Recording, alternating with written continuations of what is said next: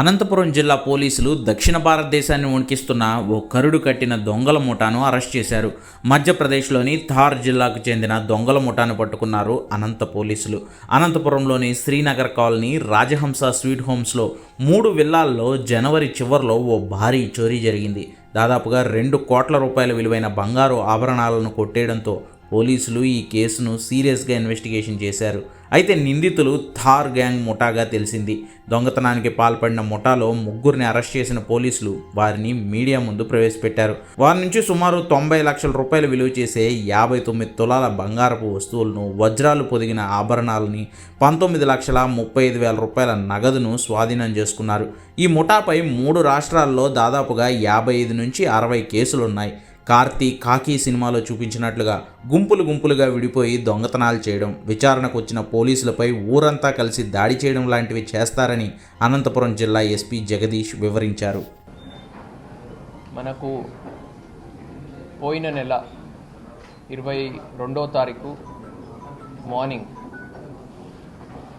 Anantapur అవుట్స్కట్స్లో Srinagar colony ఏరియాలో ఉన్నటువంటి రాజహంస విల్లాస్లో జరిగిన గ్రేవ్ హౌస్ బ్రేక్ సంబంధించి దాదాపు ఆ రోజు 2 కోట్ల వరకు ప్రాపర్టీ వాళ్ళది హౌస్ బ్రేక్ చేసి, ఒక హౌస్లోనే కాకుండా దాని పక్కన ఇంకొక హౌస్ కూడా బ్రేక్ చేసి అక్కడ కూడా కొంత ప్రాపర్టీ అండ్ ఇంకొక హౌస్ అటెంప్ట్ చేయడం కూడా జరిగింది. టోటల్ 3 హౌసెస్లో ఆ రోజు మధ్యప్రదేశ్కి సంబంధించిన ధార్ జిల్లాలో ఉన్నటువంటి తాండా పోలీస్ స్టేషన్ పరిధిలో ఉన్న ఒక ధార్ జిల్లా గ్యాంగ్ అనేమి ఇన్ఫేమస్ అయి ఉన్నారు.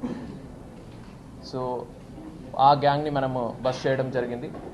సో వాళ్ళ వద్ద నుంచి almost 90 lakhs worth, almost 1 crore worth property మనము సీజ్ చేయడం జరిగింది. దాంట్లో 19,35,000 క్యాష్ అండ్ ఒక 3 2-వీలర్స్ కూడా వాళ్ళ పొజిషన్ నుంచి మనము సీజ్ చేయడం జరిగింది.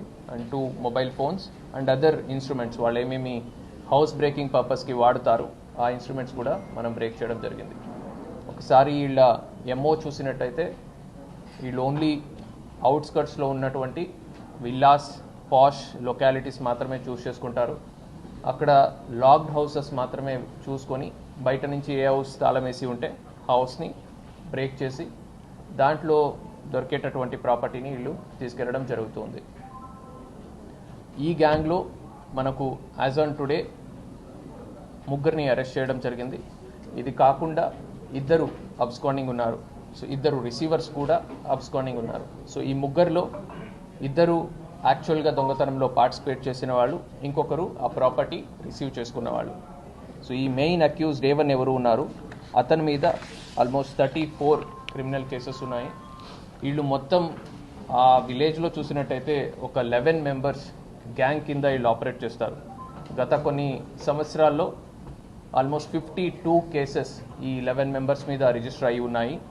తెలంగాణ, ఆంధ్ర, గుజరాత్, తమిళనాడు ఇలాగ డిఫరెంట్ స్టేట్స్లో వీళ్ళు తిరుగుతూ డిఫరెంట్ గ్యాంగ్స్ కింద ఆపరేట్ చేస్తారు. 4, 5, 3 ఇలాగా ఒక చిన్న గ్యాంగ్ కింద డివైడ్ అయ్యి వీళ్ళు ఆపరేట్ చేస్తారు.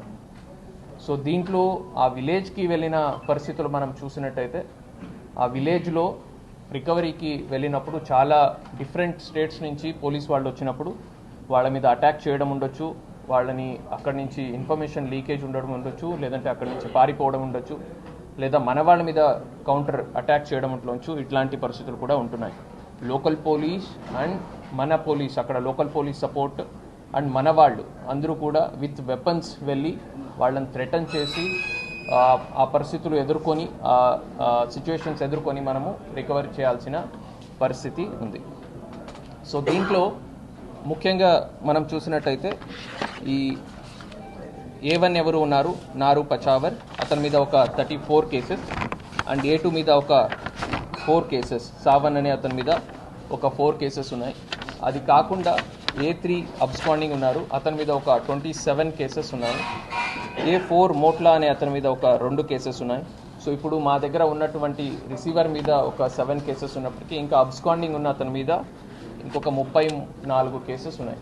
సో ఇప్పటి వరకు చాలా చోట్ల ఈ క్రైమ్ జరిగినప్పుడు రికవరీ చేయడానికి అటెంప్ట్ జరిగినప్పటికీ అక్కడ డిఫరెంట్ స్టేట్ పోలీస్ వాళ్ళు వెళ్ళి A2 మీద ఒక 4 కేసెస్, సావన్ అనే అతని మీద ఒక 4 కేసెస్ ఉన్నాయి. అది కాకుండా A3 అబ్స్కాండింగ్ ఉన్నారు, అతని మీద ఒక 27 కేసెస్ ఉన్నాయి. A4 మోట్లా అనే అతని మీద ఒక 2 కేసెస్ ఉన్నాయి. సో ఇప్పుడు మా దగ్గర ఉన్నటువంటి రిసీవర్ మీద ఒక 7 కేసెస్ ఉన్నప్పటికీ ఇంకా అబ్స్కాండింగ్ ఉన్న అతని మీద ఇంకొక 34 కేసెస్ ఉన్నాయి. సో ఇప్పటి వరకు చాలా చోట్ల ఈ క్రైమ్ జరిగినప్పుడు రికవరీ చేయడానికి అటెంప్ట్ జరిగినప్పటికీ అక్కడ డిఫరెంట్ స్టేట్ పోలీస్ వాళ్ళు వెళ్ళి ఇంత పెద్ద ఎత్తున రికవరీ చేయడం అనేది is a record from them. So far ఇంత పెద్ద ఎత్తున ఈ గ్యాంగ్ నుంచి ఎప్పుడు కూడా రికవరీ అనేది జరగలేదు. సో దీనికి సంబంధించి ప్రతిసారి ప్రెస్ మీట్ పెట్టినప్పుడు కూడా ప్రాపర్టీ అఫెన్సెస్ సంబంధించి ఒకటే రిక్వెస్ట్ చేస్తుంటాము, మళ్ళీ సేమ్ అదే రీఇటరేట్ చేస్తున్నాను. నెంబర్ 1, మీరు ఇంటి నుంచి బయటికి వెళ్ళే టైంలో మీ ఇంట్లో ప్రాపర్టీస్ ఉన్నాయంటే జస్ట్ డయల్ 100 చేయండి. పోలీస్ తరపు నుంచి వచ్చి free of cost locked house monitoring system camera పెడతాము. లైవ్గా రెడ్ హ్యాండెడ్గా మీ ప్రాపర్టీ పోయేకు ముందు పోలీస్ వాళ్ళు మీ ఇంట్లో వచ్చి మీ హౌసెస్ నుంచి ఒక్క రూపాయి వర్త్ ప్రాపర్టీ కూడా బయటకు వెళ్లకుండా మనము అడ్డుకోగలుగుతాం. నెంబర్ 2, మీరు ఇంటి నుంచి బయటికి వెళ్ళే టైంలో దయచేసి బయట నుంచి తాళాలు వేయకండి. ఈ షట్టర్ లాక్స్ వస్తాయి, లోపల ఇంటర్నల్ లాకింగ్ సిస్టమ్ వస్తుంది. సో అది వేసినప్పటికీ మీరు లోపల ఉన్నారా బయట ఉన్నారా అనేది తెలియదు. సో బయట నుంచి తాళం వేసినప్పుడు ఈజీగా వీళ్ళు ఇంట్లో లేరు అనే సిగ్నల్ ఈజీగా దొరికిపోతుంది. ఇప్పుడు ఈ గ్యాంగ్లో మనం సీసీ ఫుటేజ్ మీరు కూడా చాలామంది చూసి ఉంటారు. వాళ్ళు హౌసెస్ బయట నుంచి చూసుకొని వెళ్ళిపోతున్నారు. ఏ హౌస్లో తాళం వేసింది ఆ హౌస్ మాత్రమే వాళ్ళు పగలగొట్టడం జరుగుతుంది. సో బయట నుంచి తాళం వేయొద్దు. ఇంట్లో ఖచ్చితంగా ఒక లైట్ అది ఆన్ చేసి ఉంచండి. పాలు వాళ్ళకి కానీ పేపర్ వాళ్ళకి బయట వేయొద్దు అని కొన్ని రోజులు ఉండమని చెప్పి వెళ్ళండి. సో ప్రాపర్టీ ఇంట్లో మీరు లాకర్లో పెట్టి కొన్నిసార్లు ఆ లాకర్ కీని మళ్ళీ లాకర్ మీదనే పెట్టేయడము, లేదంటే అక్కడున్న పిల్లో కింద కానీ అక్కడున్న బెడ్షీట్ కింద కానీ చీరల కింద కానీ పెట్టడము, ఇట్లాంటి చిన్న పొరపాట్ల వల్ల మనకు ఈ పరిస్థితులు ఏర్పడే ఛాన్సెస్ వస్తున్నాయి. సో ఇవన్నీ కూడా మనము అవాయిడ్ చేసుకోవచ్చు. కొద్దిగా జాగ్రత్తలు మనం తీసుకున్నట్టయితే ఖచ్చితంగా మనం అవాయిడ్ చేసుకోవచ్చు. అండ్ మ్యాక్సిమం వరకు పబ్లిక్ కూడా ముందుకు వచ్చి సీసీ కెమెరాలు ఇన్స్టాల్ చేసుకున్నట్టయితే పోలీస్కి కూడా క్రైమ్ ప్రివెన్షన్ కూడా అవుతుంది. And if at all crime జరిగినప్పుడు ఆ క్రైమ్ డిటెక్షన్ కూడా అవుతుంది.